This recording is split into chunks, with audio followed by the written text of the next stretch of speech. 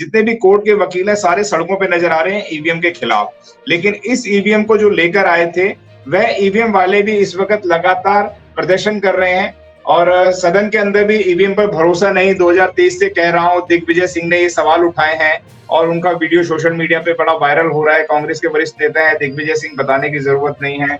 EVM एक बड़ा सवाल है, क्या कहना चाहेंगे? ईवीएम की लड़ाई को किस तरीके से लड़ पाएंगे? जिस तरीके से वर्मा जी ने आंकड़े बताए कि बहुजन समाज पार्टी के पास बहुत सारे वोट है, अपना वोट और परसेंटेज बहुत स्ट्रॉन्ग है, लेकिन वो जीत कैसे पाएगी बिना ईवीएम को हटाए, वह हमारे दर्शकों को बताएं। अभिषेक जी। जी। और कोई भी बैंक आज इस बात की गारंटी नहीं देता है कि उसके जितने भी सॉफ्टवेयर हैं, जितने भी हार्डवेयर हैं, उसको हैक नहीं किया जा सकता है या हैक नहीं किया गया। इवन कि आपको आईआईटी, आईआईएम ऐसे संस्थानों के डाटा को लोग लीक कर देते हैं, हैक कर देते हैं। जो भी टेक्नोलॉजी है उसका एक एंटीडोट लोग तैयार कर लेते हैं।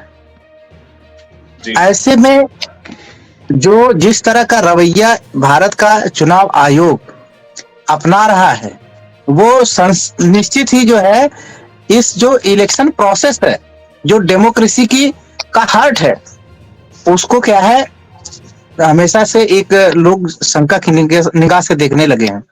अभी हाल में ही जो इलेक्शन हुआ मेयर का हरियाणा चंडीगढ़ में, वहां पे जो रिटर्निंग ऑफिसर है उसका जिस तरह का कंडक्ट है वो ये दिखा रहा है कि इलेक्शन, इस देश की जो सरकार है, खास करके जो भारतीय जनता पार्टी की सरकार है, वो इलेक्शन प्रोसेस को क्या है मैनिपुलेट कर रही है। और अगर वो मैनिपुलेट कर रही है तो ईवीएम को क्यों नहीं वो मैनिपुलेट करेगी? इसका कोई न कमीशन के पास, न इलेक्शन कमीशन के पास, न सरकार के पास इसका कोई जवाब है। दूसरी बात, जिस तरह से चुनाव आयुक्त की नियुक्ति हो रही है और जिस तरह से माननीय सुप्रीम कोर्ट ने चुनाव आयुक्त के जो है चुनाव में अपॉइंटमेंट को लेके उन्होंने डायरेक्शन दिया था, जिस तरह से उसके ऊपर अध्यादेश लाया गया माननीय नरेंद्र मोदी जी की तरफ से, और उसमें Narendra Modi ji leader of opposition, उसके साथ साथ एक उन्हीं का मिनिस्टर जिसको वो खुद चुने हुए, अगर इस तरह की वो कमेटी बनाई जाएगी तो इसका मतलब क्या है? ये क्लियर है कि आपको सरकार की मंशा एक अच्छे इलेक्शन कमिश्नर की नियुक्ति की नहीं है। और अगर कोई इलेक्शन कमिश्नर जो किसी सरकार के प्रति जिम्मेदार होगा तो वो कभी भी सही इलेक्शन कंडक्ट नहीं करवा सकता। ये सब भी बात है। दूसरा, जब कोई कैंडिडेट चुनाव लड़ता है तो वो अपना वोट तो अपने सिंबल पे देता है। ऐसे बहुत सारे नतीजे आए हैं जिसपे कैंडिडेट को 0 वोट मिले। तो ये कहीं से भी, अगर आपकी मशीन में गड़बड़ी नहीं है तो ये कहीं से भी कोई बिलीव नहीं कर सकता कि किसी भी कैंडिडेट को 0 वोट मिले।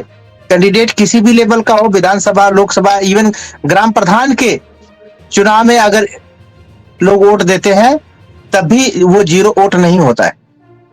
तो ये 0 वोट पाना भी क्या है, ये बताता है कि जरूर आपके जो सॉफ्टवेयर है उसकी हैकिंग हो रही है। ये जो ईवीएम का इस्तेमाल है उसमें जो है कहीं ना कहीं दिक्कत है। दूसरी बात, आप जिस पर्पज के लिए ईवीएम का इस्तेमाल कर रहे हैं कि भाई वोटों की चोरी नहीं हो रही है, तो वोटों की चोरी तो हर मतदाता समझ रहा है कि ईवीएम के माध्यम से वोटों की चोरी हो रही है। दूसरे, आप कह रहे हैं कि इससे हमें कम समय लगता है। अगर हम चुनाव आयोग का डाटा उठा के देख लें, आज तक जितना भी बैलेट बॉक्स से चुनाव हुआ है उसका रिजल्ट पहले आया है, और ईवीएम से जितना भी चुनाव हुआ है वो रिजल्ट बाद में आए।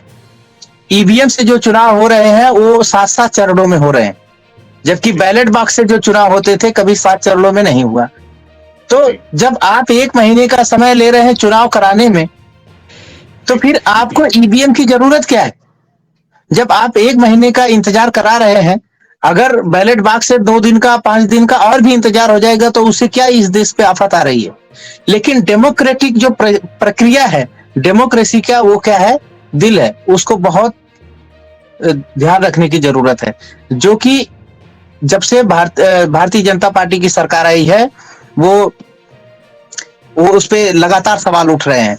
यही नहीं, एक और बात मैं कहता हूं कि जो भी इलेक्शन कमिश्नर है और इलेक्शन कमीशन की जो जिम्मेदारी है, अगर आप देखेंगे तो इनको फ्री और फेयर इलेक्शन कराना है। अगर जनता आपके ऊपर ट्रस्ट नहीं कर रही है तो आपको ये बताने की जरूरत नहीं है कि नहीं ये चीज सही है।